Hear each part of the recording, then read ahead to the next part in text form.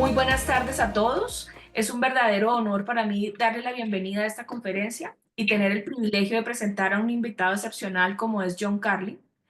John es un destacado periodista y escritor británico, reconocido internacionalmente por su cobertura en temas de política, derechos humanos y conflictos internacionales. A lo largo de su carrera ha trabajado para medios prestigiosos como The Times, El País, The Independent, entre otros, así como para la BBC y otras plataformas internacionales. Uno de sus logros más reconocidos es el libro Factor Humano, en el que narra la historia de cómo Nelson Mandela utilizó el poder del deporte para unir a una Sudáfrica dividida. Este libro inspiró la película de Invictus, en donde fue protagonizada por Morgan Freeman. Más allá de su trabajo como cronista de la historia contemporánea, Carlin es una voz aguda y crítica que se ha explorado a fondo las dinámicas del poder, la reconciliación, la justicia y la condición humana en contextos de crisis. Su enfoque periodístico se caracteriza por el rigor, la sensibilidad y la profunda humanidad. Hoy nos acompaña para compartir su visión, su experiencia y sin duda historia que nos inspiran y nos invitarán a reflexionar. Bienvenidos entonces a todos. John, el auditorio es tuyo. Bueno, gracias. Muchas gracias por invitarme. Hola a todos. Es un placer y un honor estar aquí dirigiéndome a compañeros y compañeras en América Latina. Em, el plan es hablarles sobre mi especialidad, que es Nelson Mandela, una persona que conocí muy bien, sobre el que he escrito 2 libros, he hecho documentales y también salió de mi trabajo esa película Invictus, que acabamos de mencionar. Pero quería primero hablar de otro personaje con el que se ha asociado mucho a Mandela, que es Pepe Mujica, el presidente de Uruguay que murió ayer. Yo tuve la enorme suerte de conocerle hace un año. Estuve en Uruguay. Y de repente surgió la oportunidad de ir a verle a la chacra donde vivía. Y digo chacra, no vivía en una lujosa mansión, vivía en un lugar muy humilde en las afueras de Montevideo. Y hicimos una entrevista en su cocina. Y su cocina era también su sala de estar, porque no había sala de estar.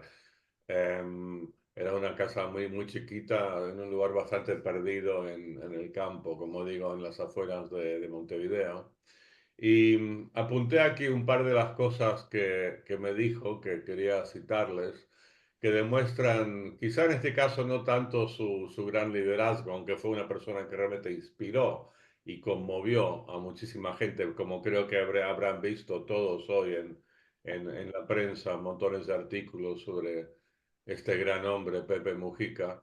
Pero hay un par de cosas aquí que quería mencionar, que él me dijo en la entrevista que hicimos, que más bien hablan de su sabiduría como persona, como de cierto modo como filósofo, como alguien que supo vivir la vida como la vida se debe vivir, con una enorme riqueza e integridad. Y aquí van 2 o 3 citas de la entrevista que hizo con él.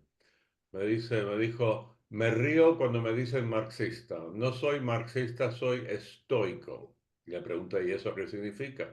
Y me dijo, es vivir liviano de equipaje, tratar de cultivar una sobriedad feliz, aplicar aquel viejo principio, nada en demasía.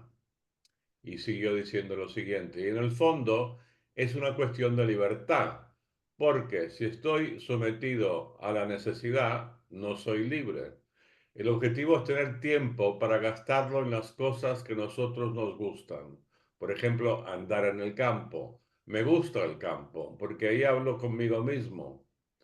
Yo le pregunté, ¿consigo mismo? Me dijo, sí, estuve 7 años en solitario en la cárcel, sin libros. No tenía nada que hacer, nada.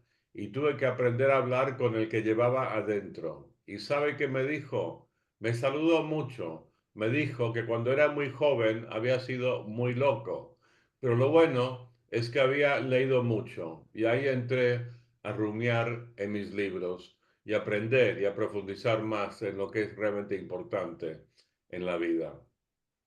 Bueno, hicimos una entrevista, hablamos de muchas cosas más, de religión, de Javier Milei en Argentina, de por qué Uruguay es un país excepcional, no solo en América Latina, sino en el mundo, por su estabilidad, por la serenidad, por la ausencia de esa tremenda polarización que define nuestros tiempos. Por ejemplo, justo en esa época en la que entrevisté a Mujica, él estaba haciendo una especie de tour por el país con dos otros expresidentes uruguayos, ambos a la derecha de su posición política, pero se estaban presentando en un escenario tras otro en Uruguay, transmitiendo el mensaje de que lo importante es todos tener un respeto por la democracia y respeto por las diferentes actitudes políticas que uno puede tener. Uno puede discrepar, pero siempre mantener el respeto y no caer en el insulto y en esa, repito, esa terrible polarización. Una cosa simpática es que se acabó la entrevista después de, no sé, hora y media. Yo apagué la grabadora y me levanté para irme, le di la mano, nos despedimos y le dice, no, hermano, me olvidé de ofrecerte un trago, sentate, sentate. Y tenía detrás de él, o sea, como dije antes, el lugar donde él vivía era muy, muy discreto, una chacra, repito, muy, muy sencilla, pero lo que no se había cortado, limitado, era la increíble conexión de tragos que tenía, y tenía detrás de él, donde él estaba sentado en la cocina, lo que podía haber sido la coctelería de un bar de Nueva York. Y me dijo, elegí lo que quieras. Y yo miré y había estado en México hacía poco y vi lo que parecía una botella muy buena de mezcal y le dije, ¿qué tal eso? Y hizo, sí, elegiste muy bien, me lo acaba de regalar ese mezcal el embajador de México. Y abrimos la botella, él abrió la botella de mezcal y tomamos varios tragos y me quedé como hora y media más sin la grabadora puesta y hablamos de todo, entre otras cosas de fútbol, que es uno de los terrenos en los que Uruguay destaca en el mundo y quizá el único terreno en el que los uruguayos pierden esa serenidad y se vuelven tan locos como todos los demás. Bueno, como dije hace un momento, ¿no? Se suele asociar bastante a Mandela con Mujica y viceversa, digamos. Para empezar, ambos fueron presos políticos.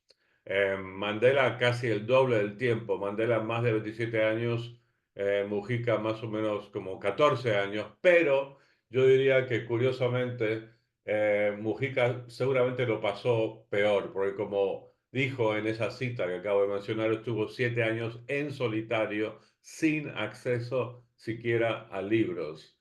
Mandela nunca estuvo en solitario, siempre tuvo acceso a libros y su estancia en la cárcel, aunque 2 veces más larga que la de Mujica, que no es poca cosa, no fue tan tremenda, tan sufrida, tan agónica como la de Mujica. Entonces, tienen esto en común, pero muchísimo más. Entre las cosas que tienen en común, que ambos son el polo opuesto a Donald Trump, a Vladimir Putin y gamberros varios que mandan hoy en el mundo. Ambos de los cuales, en mi opinión, deberían estar en la cárcel. Putin por Trump por fraude, insurrección, acoso sexual y Putin por asesinatos y crímenes contra la humanidad. Es difícil imaginar dos líderes como Mandela y Mujica que desentonen más con los tiempos salvajes en los que estamos viviendo. Pero me voy a centrar en Mandela porque sé mucho más de él. Como dije antes, he escrito libros sobre él y lo conocí mucho mejor. Tuve montones de encuentros con él y con Mujica solo tuve uno, pero comparten los dos muchas virtudes, virtudes que en mi opinión que las juntas te dan el retrato de un buen líder o de lo que debe ser un buen líder. O sea, por ejemplo, los dos transmitían dignidad, clase como personas, carisma, Los dos eran a la vez astutos para ser un político, un líder que realmente práctico, que puede imponer su mensaje y hacerlo realidad. Hay que tener un punto de astucia, pero no astucia con maldad. Los dos tenían algo mucho más importante, incluso que era empatía, una capacidad de meterse en la piel del otro, incluso gente que era rivales políticos. Los dos también eran bastante calculadores, también en el buen sentido de la palabra, calculando, actuando a veces incluso con frialdad para el bien común. Y ante todo, eran los dos hombres de principios y principios elementales como la democracia, o sea, la igualdad, el respeto por los demás, que creo que va implícito en la democracia, la generosidad. Y todo esto se suma a la virtud que yo creo que es la más importante en cualquier líder, que estos dos hombres absolutamente poseían, que es la integridad. Entonces voy a centrándome en Mandela, pero siempre teniendo aquí también en la cabeza la figura de Mujica. Les contaré un poco algunas historias de Mandela que ilustran estas virtudes que acabo de enumerar. Em, para empezar, eso del carisma, de la clase y la dignidad. Debo reconocer, por cierto, que Donald Trump sí tiene carisma. Yo he estado una vez en uno de sus mítines electorales y sí, transmite una energía muy fuerte y como que domina el escenario. La diferencia con Mandela es que Mandela también a la vez, como digo, transmitía clase y dignidad. La primera vez que lo vi a Mandela de cerca fue el día después de su liberación, el 12 de febrero de 1990. Em, Él había estado en la cárcel desde el 64 y fue la primera conferencia de prensa que dio el día después de su liberación. Debo decir que ese día de la liberación yo era corresponsal en Sudáfrica para un diario de Londres y la primera impresión de verle en ese día de la liberación cuando dio su primer discurso fue bueno, me sentí decepcionado porque se había generado una gran expectativa alrededor de este personaje que medio mundo había estado pujando para su liberación y por fin salió y dio un discurso francamente bastante soso y aburrido y me dio la impresión de que no era un gran orador y me acuerdo que después de un día de muchísimo trabajo, creo que nunca trabajé como periodista tanto. eh, Ningún día produje tantas palabras como en el día de la liberación de Mandela, pero me fui a la cama no solo cansado, sino preocupado, pensando, uy, este señor Mandela se lo ha presentado como la figura redentora de Sudáfrica que iba a acabar con el horror del apartheid, ese sistema institucional de discriminación racial que tenía Sudáfrica. Y de repente pensé, este viejito no sé si va a estar a la altura. Eso me fui a la cama muy preocupado. Pero el día siguiente, por la mañana temprano, fue su primera conferencia de prensa. Era un día de verano, era un jardín precioso del arzobispo Desmond Tutu, que ganó el Premio Nobel de la Paz, como también lo ganaría Mandela. Y era un jardín precioso con flores en las laderas de una enorme montaña. Y ahí estábamos, éramos como 200, 250 periodistas de todo el mundo. Y Wow, apareció Mandela. Y apareció y de repente tenía un porte de un rey. Tenía una presencia majestuosa. Tenía precisamente, transmitía ese carisma del que hablo. Y el carisma, yo creo, es poseer una tremenda confianza en ti mismo. O sea, más allá de la arrogancia, que siempre es fruto de alguna inseguridad, sabes profundamente que eres la persona dominante en el escenario y todo el mundo lo sabe también. Y transmitía eso, tenía una sonrisa que podía haber iluminado, no sé, cualquier noche. Y eso fue lo primero que me impactó. Y después me di cuenta, una vez que empezó a hablar en la conferencia de prensa, que tenía combinación de generosidad y astucia.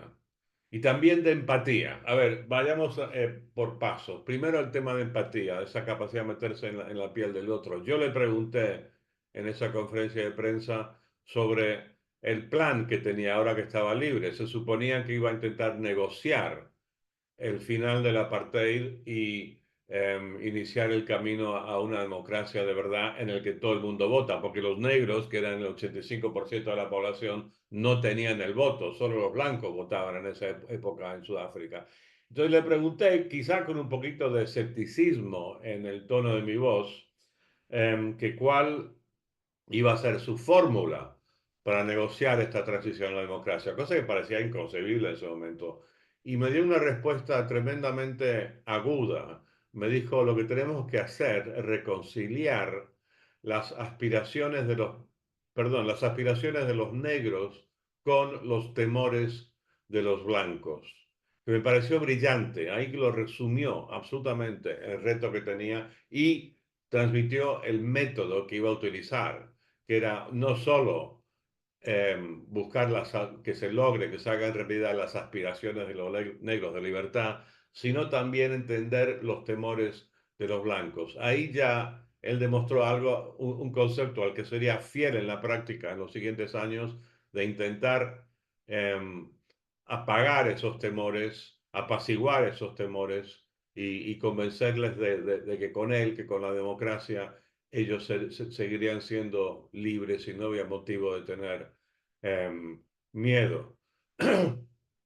eh, fue tremenda esta rueda de prensa porque aquí vamos, seguimos al tema este seguimos con el tema de la empatía, que hubo una pregunta de un periodista blanco de un diario de extrema derecha, cuya línea editorial se había opuesto a la liberación de Mandela. Y cada uno de los que preguntamos, hicimos una pregunta, tuvimos que identificarnos por nuestros nombres y por los medios para los que trabajábamos.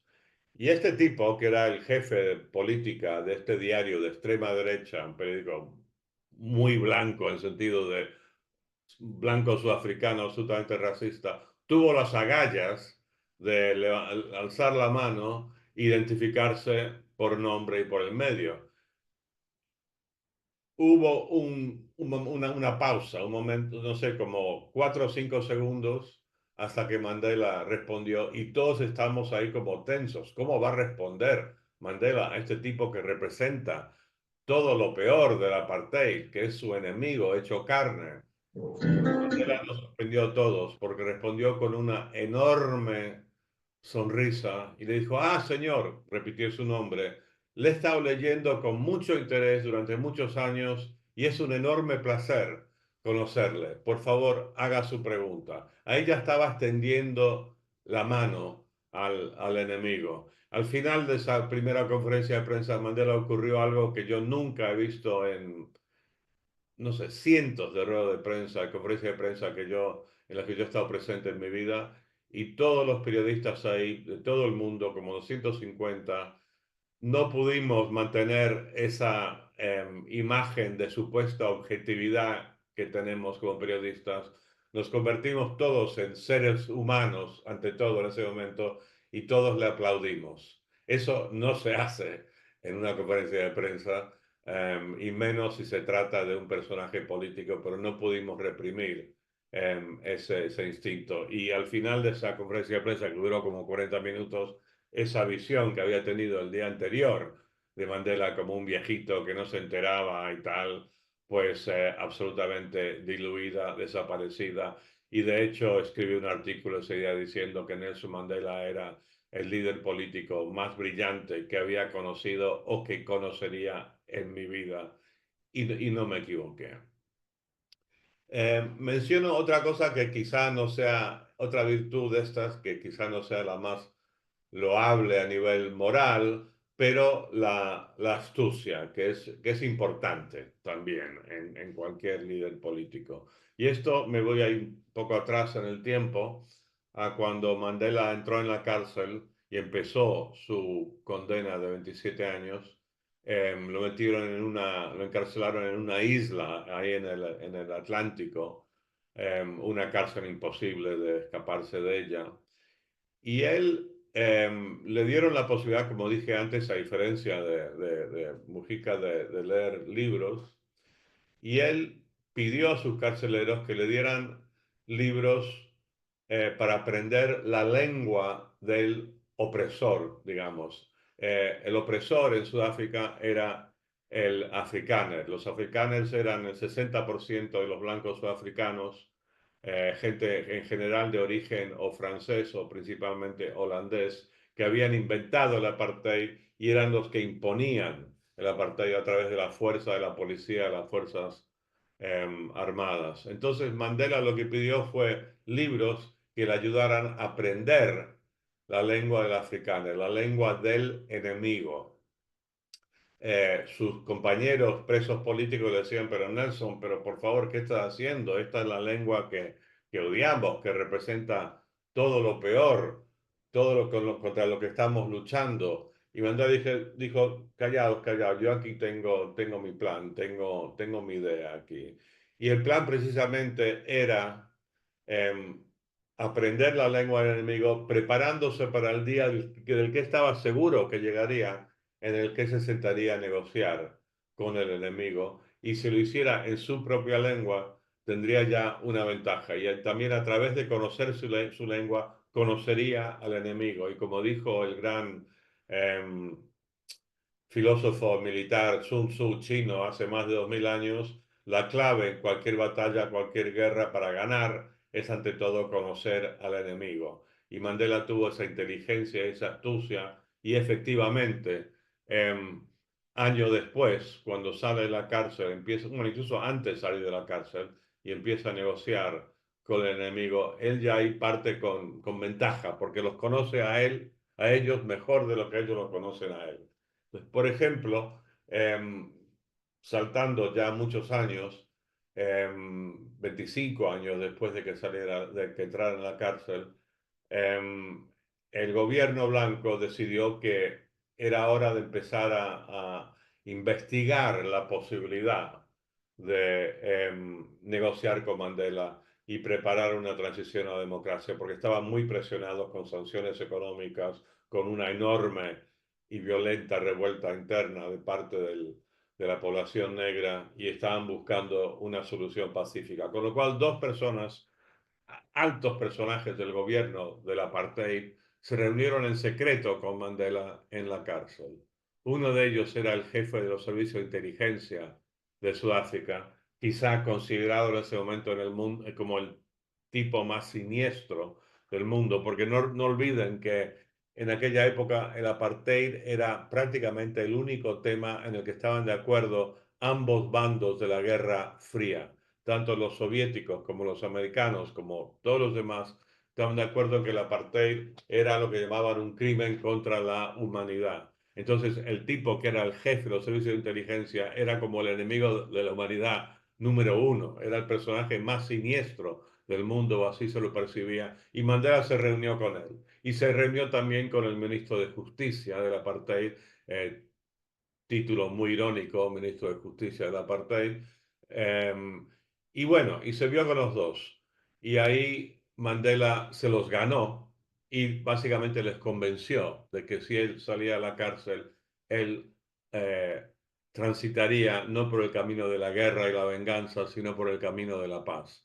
Yo hablé con estos dos señores, el jefe de los servicios de inteligencia del apartheid y el ministro de Justicia del apartheid, algunos años después. Los entrevisté para un documental que hice sobre Mandela, y, y fue tremendo. El ministro de Justicia, ex ministro de Justicia ahora, durante la entrevista lloró varias veces.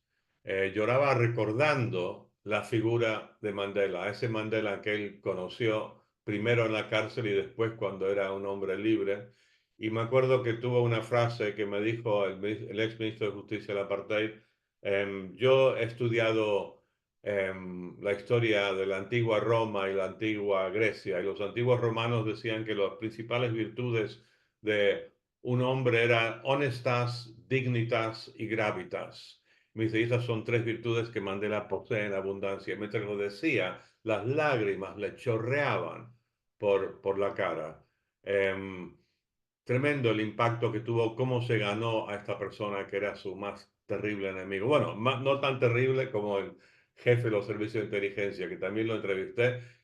Él era un tipo, creo que biológicamente incapaz de llorar, de soltar lágrimas, pero a lo largo de una entrevista que duró casi todo un día, este señor tan siniestro y tan cruel en su día, responsable de muchos asesinatos de figuras, de compañeros de Mandela, se refería permanentemente a Mandela no como Mandela o Nelson, no, nada, no, se refiere a él como el viejo.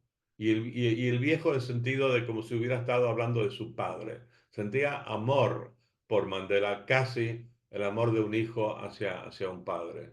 Y eso demuestra, claro, la brillantez de Mandela para, como digo, entrar en la piel del enemigo y también su generosidad.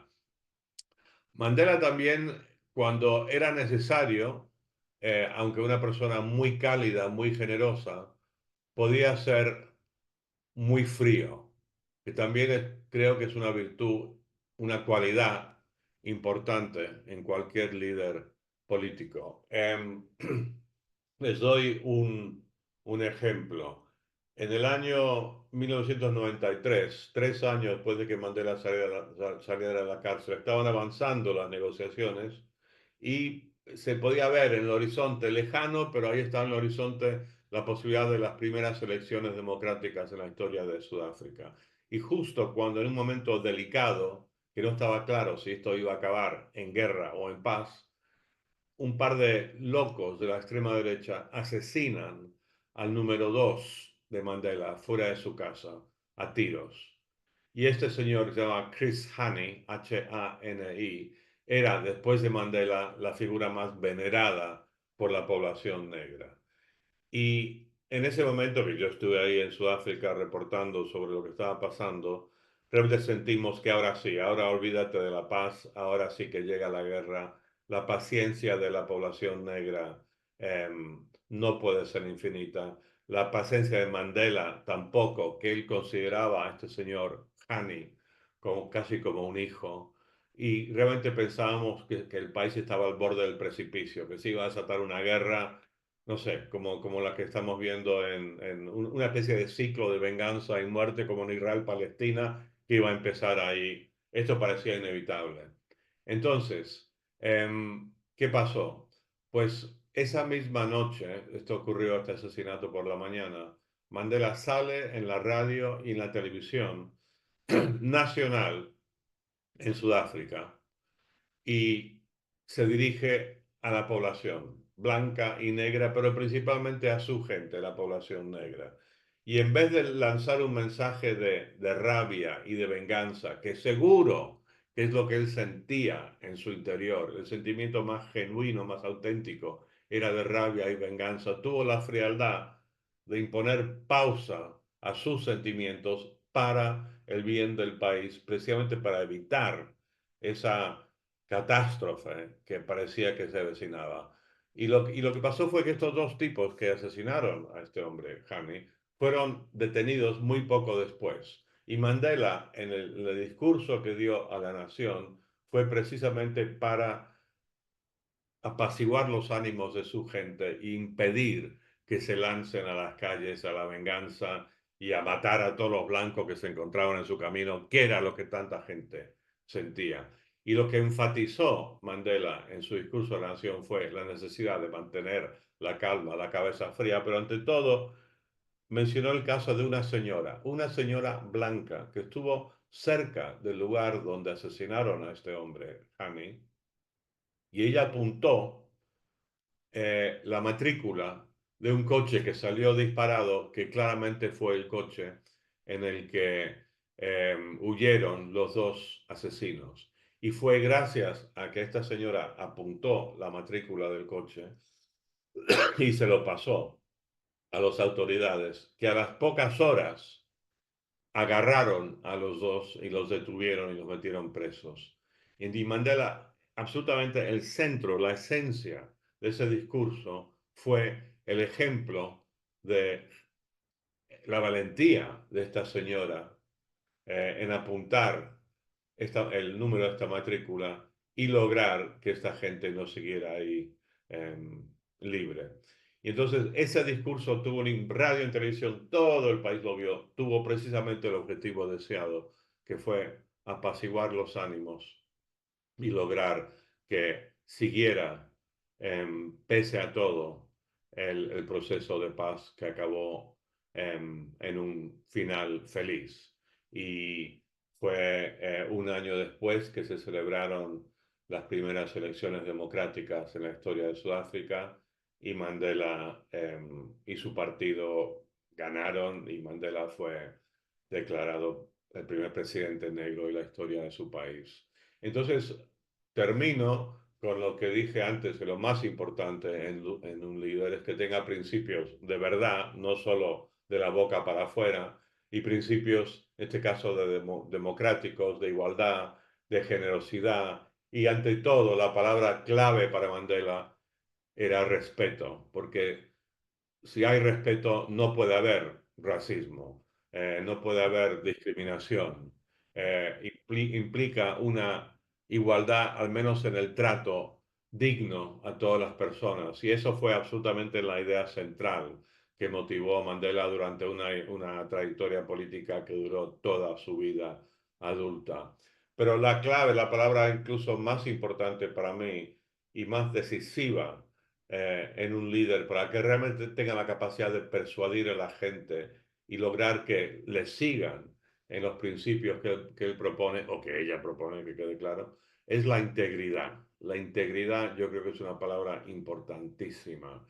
Y la integridad significa para mí, al menos en el caso de un político, es que haya una coherencia entre el mensaje que lanzan y su comportamiento como persona, una absoluta coherencia entre esas dos cosas. O sea, lo opuesto a eso es el líder o la líder que habla de respeto y democracia, pero en privado trata a la gente muy mal, en privado roba, acepta regalos, como el caso del presidente Trump, que ha aceptado un regalo de un Boeing 747 con valor de 400 millones de dólares del gobierno de Qatar.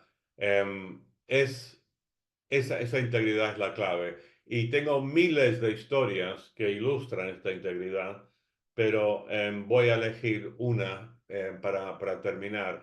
Pero antes de contarles la historia, yo diría que la integridad es tan importante porque a la hora de sentarte a negociar con un enemigo político, a la hora de intentar persuadir a la gente que siga en tu camino, esa integridad la gente la detecta. Yo creo que tenemos una especie de aparato biológico o algo en nuestro ADN que nos permite ver en una persona si posee integridad o si es un farsante.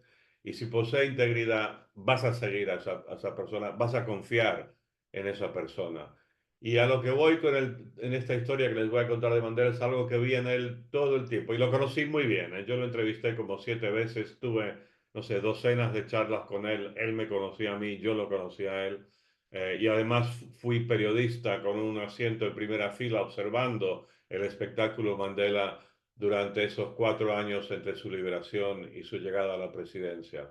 Entonces, a lo que voy es esta coherencia entre el mensaje público y el comportamiento en privado. Lo vi en el trato que él tenía con eh, las azafatas en el avión, con los camareros en el restaurante, con el jardinero en su casa presidencial, con la persona que cocinaba, con todo el mundo, ese principio de democracia e igualdad lo aplicaba. Por ejemplo, esta no es la historia con la que voy a terminar, pero brevemente, yo lo entrevisté una semana después de que él llegase a la presidencia y él estaba en el edificio donde solo había habido presidentes blancos a lo largo de la historia y estaba en un enorme despacho, casi el tamaño de una pista de tenis, que solo había sido ocupada por presidentes blancos anteriormente. Y estamos ahí haciendo la entrevista, yo con la grabadora puesta, por supuesto, y de repente a los 15 minutos entra una señora blanca de unos 55 años que había estado trabajando ahí durante 30 años, siempre con, claro, los presidentes blancos. Y ella era la señora que traía el té y el café, que lo servía. Ese había sido su trabajo de todo este tiempo en la casa presidencial. Y entró con una bandeja en la que había un café para mí y un té para Mandela. Cuando Mandela vio que esta señora entró en su enorme despacho, se interrumpió en el medio de la respuesta que me estaba dando a una pregunta y se puso de pie porque había una dama había entrado en su despacho. Es igual que hubiera sido representante del enemigo, de su enemigo ancestral. Y la saluda con una gran efusividad y generosidad. ¿Qué tal, señora? Se llama Kutsia. Señora Kutsia, ¿cómo está usted hoy? ¿Cómo le va? Dice yo. La señora sonriente, feliz, dice muy bien, ¿cómo está usted, señor Mandela? Ella pone la taza de café, la taza de té, y Mandela no se vuelve a sentar hasta que la señora ha dejado la habitación. Pero voy a acabar con esta historia, volviendo un poco en el tiempo y atravesando muchos años. Cuando Mandela entró en la cárcel, sus carceleros, por supuesto, eran todos blancos. Em, y había un carcelero en particular que era el que cada noche cerraba la diminuta celda en la que Mandela pasaba la mayor parte de su tiempo. Entonces Mandela se decidió, también aquí vemos el factor astucia, astucia y generosidad, las dos a la vez, se hizo amigos de este carcelero, un señor muy humilde, con muy poco nivel educativo. Tenía un nombre llamativo, se llamaba Cristo, con H después de la C, pero bueno, se llamaba Cristo Brand, B-R-A-N-D, Cristo Brand. Yo lo entrevisté muchos años después y todo lo que les voy a contar ahora me lo contó él, el carcelero.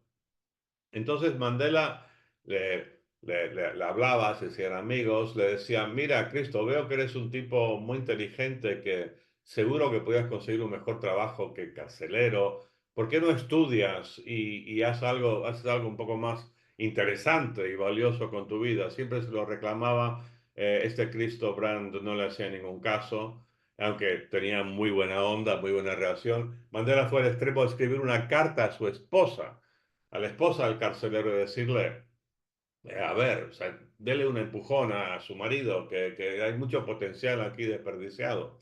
Bueno, el hecho es que el señor Brand, el carcelero, y su esposa tuvieron un hijo a los 3 o 4 años de que Mandela entrara en la cárcel.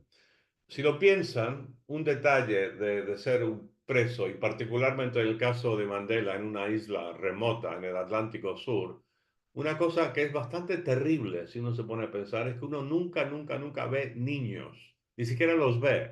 O sea, igual no te gustan tanto los niños, pero verlos creo que es algo, un componente importante de una vida sana y saludable. Y Mandela no había visto un niño en, como digo, 4, quizás 5 o 6 años. Ya me equivoco, que serán 5 o 6 años. Entonces, tienen un hijo, el carcelero y su esposa, y el carcelero, corriendo un gran riesgo, lleva, sin que nadie más lo vea, ninguna de las autoridades de la cárcel, lleva al bebé, cuando tiene 6 meses, a la cárcel, escondido en una cesta, para que Mandela pueda ver un niño, un bebé. Y me contó este señor, el carcelero, Christo Brand, que Mandela lo agarró en brazos y se le soltaron las lágrimas. Mandela no era un hombre que lloraba fácilmente, esto se lo puedo decir con mucha seguridad. Pero fue un momento tremendamente emotivo de parte de Mandela. Y claro, lo que había logrado Mandela es apelar a lo mejor de este carcelero, con su generosidad, apelar a la generosidad de él.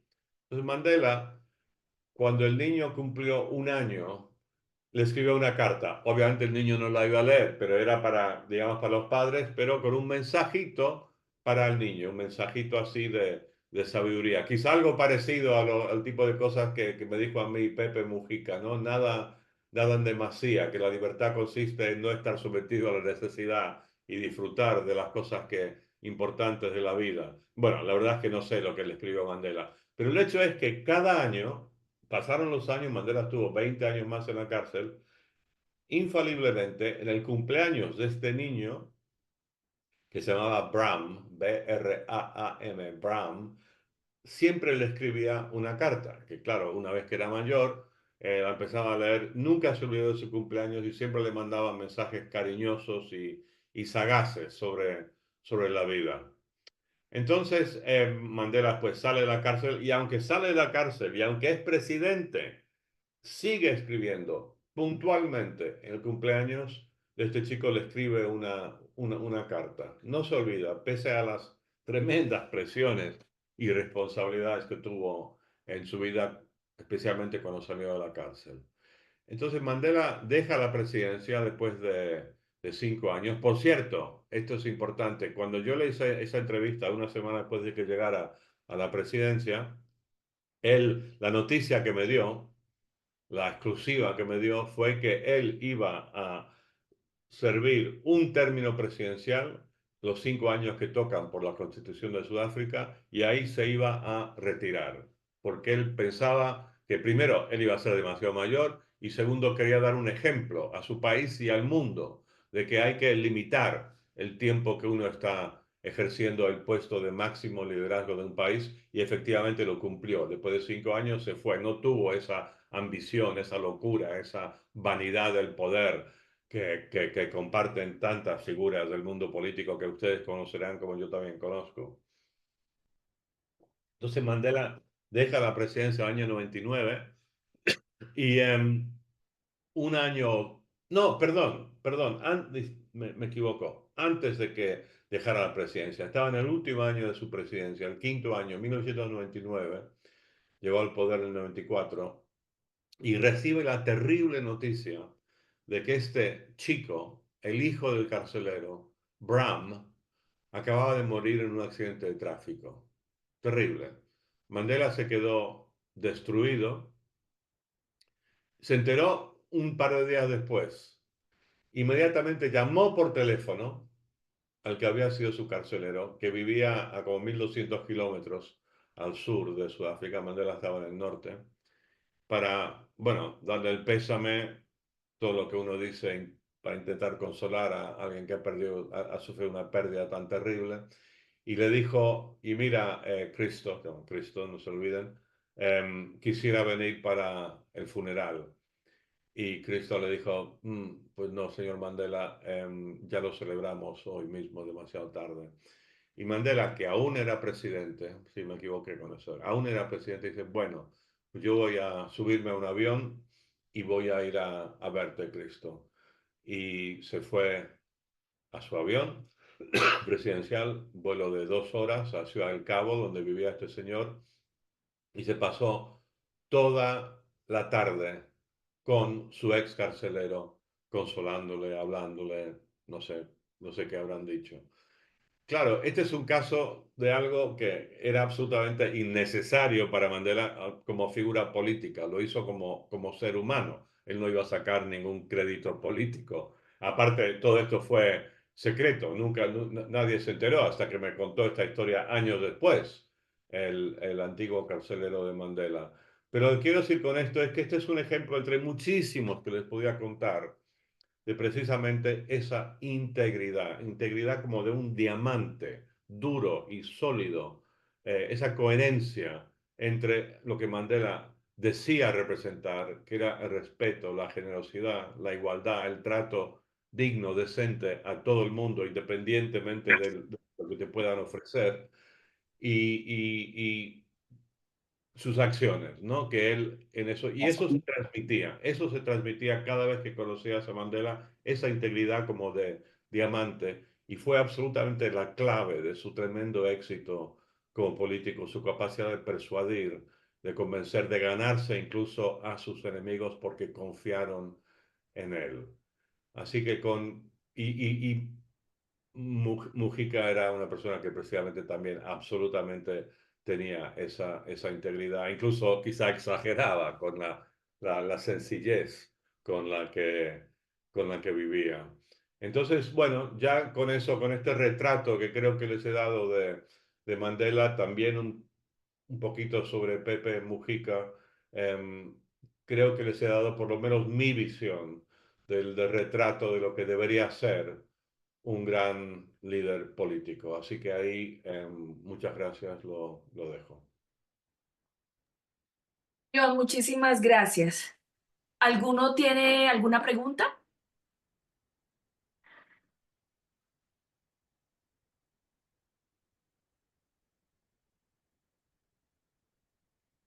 Adri. Yo tengo una pregunta. Ah, Bien. Roberto, sigue. Para el expositor, él todo lo que nos ha contado, ¿lo tiene escrito en algún libro? Sí, cómo no. Lo tengo escrito en dos libros. Em, Gracias por la oportunidad de hacer un poco de marketing para mi obra.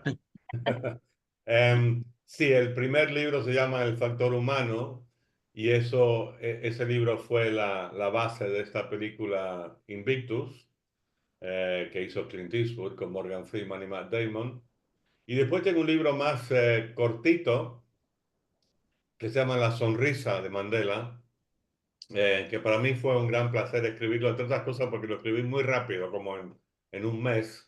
O sea, no fue el habitual sufrimiento de meses que implica escribir un libro, y que fue como mi visión, mi experiencia personal de Mandela. Y estas historias que les estoy contando, creo que aparecen particularmente en el segundo libro, La sonrisa de Mandela, que en estos tiempos en los que la gente no puede mantener la atención muy fija en un libro mucho tiempo, bastante recomendable porque es un libro cortito de como 140 páginas.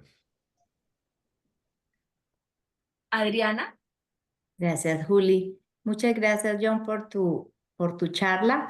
Quería preguntarte, ¿qué piensas de la posición, obviamente, de Trump en este momento, que ha como exacerbado un poco esta situación, esta división que aún aunque no es tan notoria como antes, sí se siente en Sudáfrica?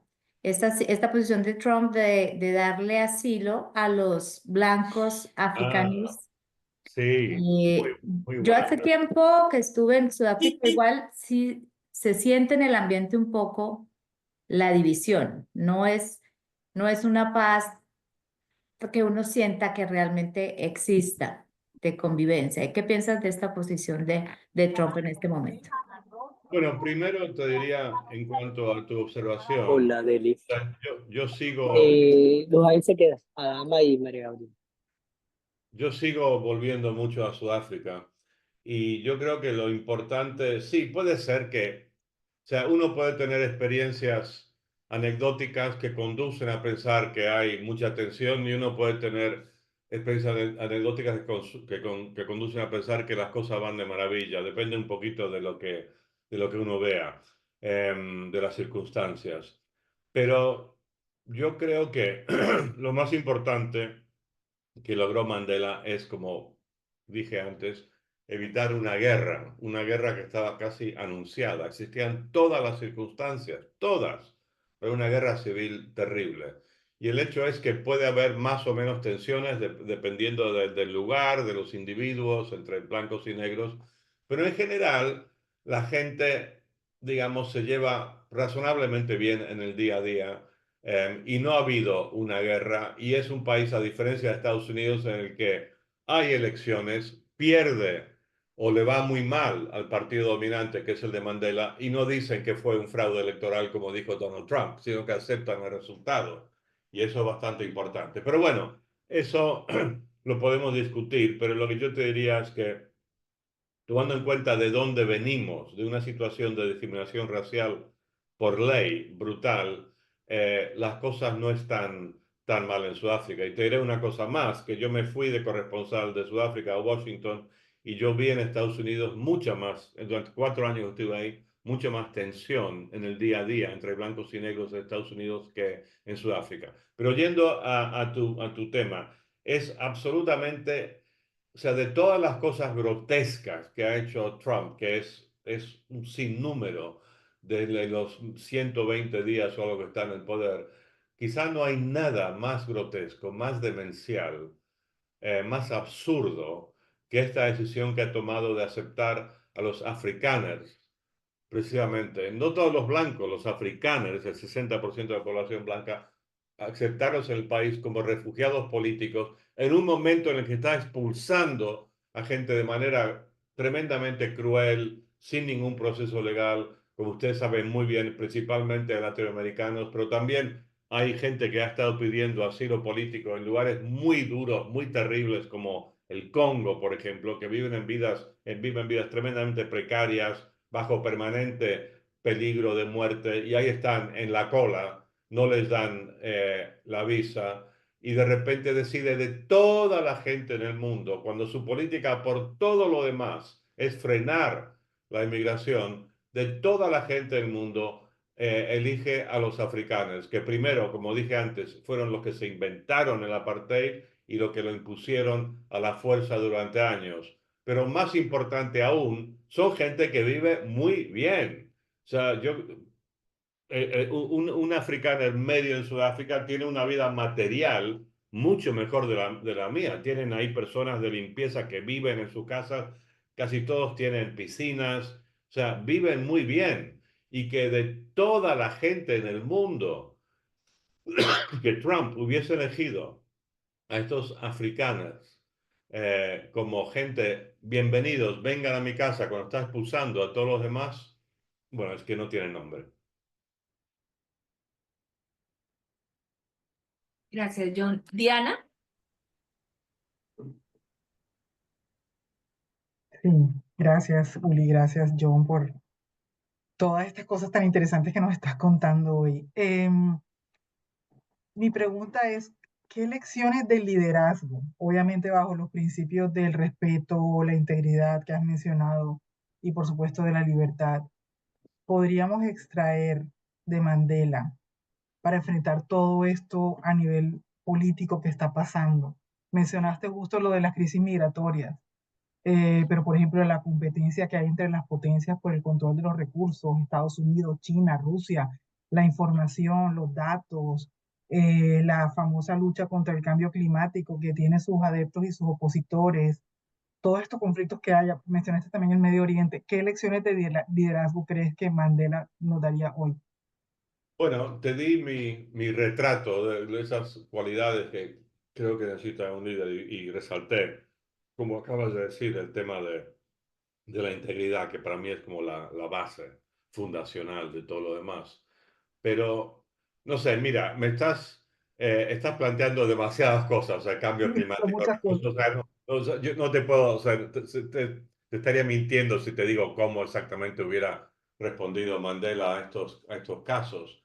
Pero, ¿por qué no me permites que me centre en algo que creo que está como en el meollo de toda la política mundial ahora, que es este fenómeno que repetimos hasta el aburrimiento, pero que es verdad, que es el de la polarización, la incapacidad de la gente de entenderse, ¿no? Y lo vemos en el propio Estados Unidos, un país absolutamente partido por la mitad. Yo conozco Estados Unidos muy bien, he estado ahí últimamente cubriendo las elecciones y a veces tengo la impresión de que son dos especies las que conviven en Estados Unidos, que físicamente son seres humanos como nosotros, pero que sus cerebros están cableados de manera diferente. La falta de comprensión es absoluta y lo ves en todos los países y seguro en casi todos los países latinoamericanos ves variaciones sobre ese tema. Entonces, lo que Mandela tenía, que era tan extraordinario, era no solo el impulso, sino la capacidad de construir puentes, de precisamente, volviendo a lo que decía antes,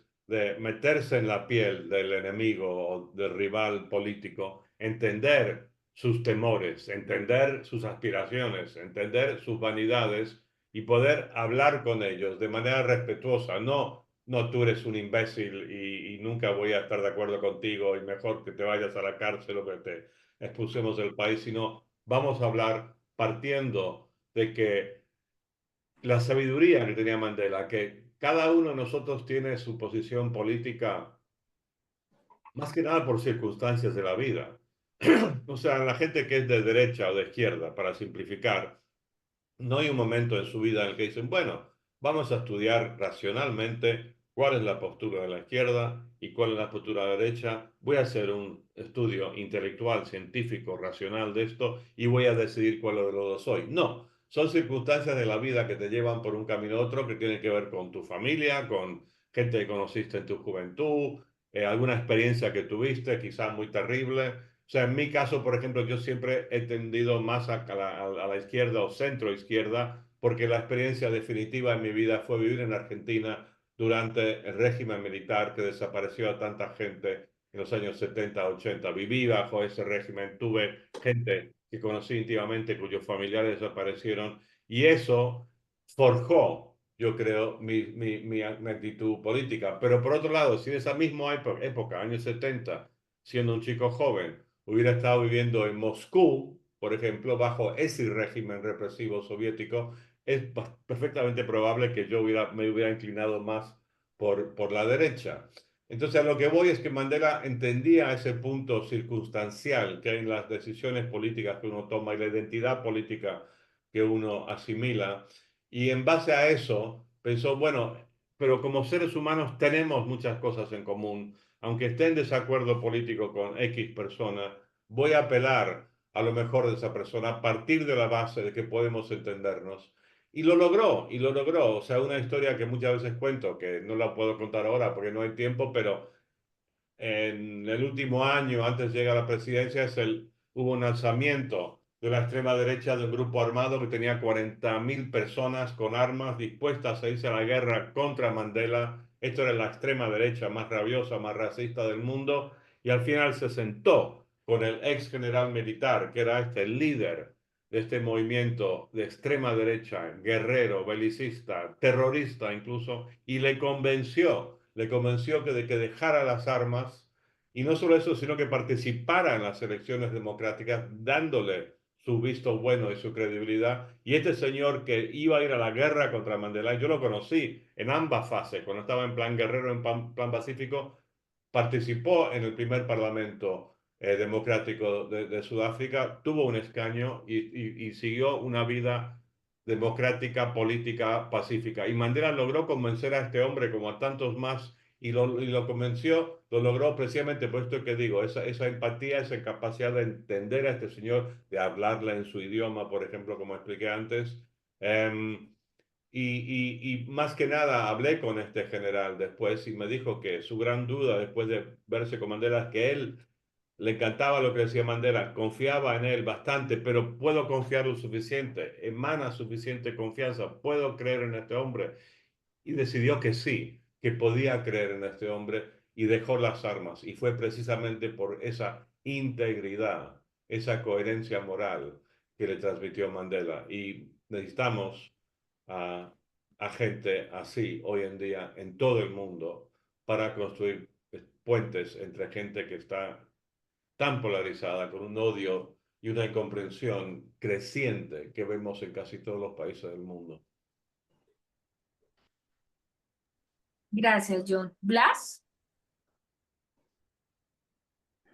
Muchas gracias, Juli. John, excelente tu charla, de verdad que ha sido reconfortante. Yo ahora estoy de presidente del club y mi política siempre ha sido la tolerancia. O sea, ¿por qué tenemos que tener siempre, al contrario, en guerra? No, si podemos dialogar, podemos oír tu punto de vista. En este caso, el otro día justamente oí una entrevista que le hicieron al actor de color Denzel Washington, porque Mandela, cuando estuvo en Estados Unidos, fue a visitarlo a su casa. Ajá. Y este tiene de vecino al otro actor, Sylvester Stallone.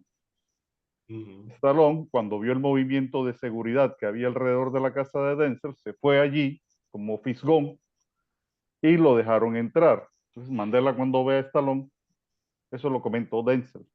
Sí, sí. Enseguida empezaron a hablar, pero lo primero que le abordó no fue ningún tema político, sino de boxeo, ¿sí? Rememorando a Rocky.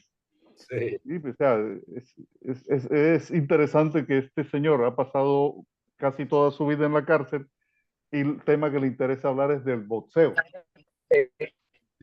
No, Entonces, efectivamente, es que a Mandela le gustaba bastante el deporte, y el primer libro que hizo de Mandela se centró en ese torneo de rugby que ustedes, los que han visto la película Invictus, recordarán, pero el deporte que él practicó con más seriedad fue el boxeo. O sea, cuando él, antes de entrar en la cárcel, él vivía en Soweto, una enorme población negra en las afueras de Johannesburgo, y él era un fanático del boxeo. O sea, él se levantaba a las 3 de la mañana, corría 1 hora, iba al gimnasio, hacía su boxeo, su práctica de boxeo, y después volvía a casa corriendo otra vez 1 hora. Estaba en condiciones físicas excelentes, y le fascinaba el boxeo. Y él también, o sea, no me estaba esperando que me dijeras eso, por cierto. Pensé, cuando dijiste Sylvester Stallone, pensé, te va a hablar de Rocky, ¿no? Y justo. Y también conoció muy bien a Muhammad Ali. Bueno, no lo conoció muy bien, pero lo conoció. Y para Mandela este era su ídolo. Así que sí, sí, qué bonita historia. Y no me sorprende en absoluto. muchas gracias, John. Bueno, John, muchísimas gracias por este regalo tan bonito que nos das.